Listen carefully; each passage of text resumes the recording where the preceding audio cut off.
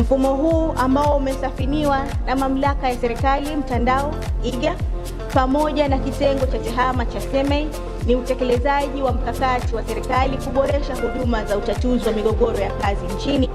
Kabla ya mfumo huu, Mheshimiwa Daktari Samia Suluhu Hassan, Rais wa Jamhuri ya Muungano wa Tanzania, alipokea changamoto kutoka kwa wafanyakazi na waajiri kuhusu utatuzi wa migogoro ya kazi nchini.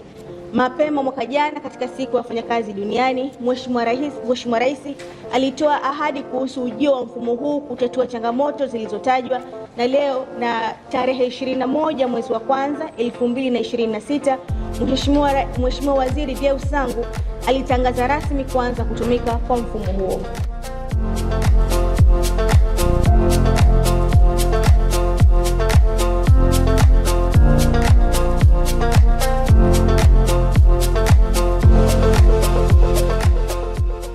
Hata sisi tumeshangaa mwitikio kuwa mkubwa. Tangu tarehe 21 mpaka sasa ni takribani siku 40 na tangu tuanze pale waziri alipotangaza kuanza kwa mfumo huu.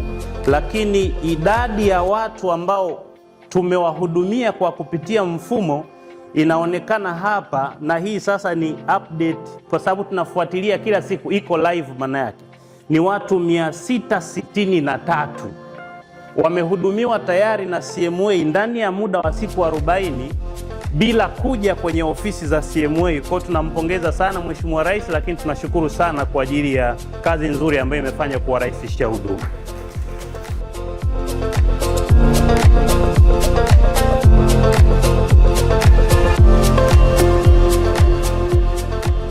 Sema tuna dawati la msaada.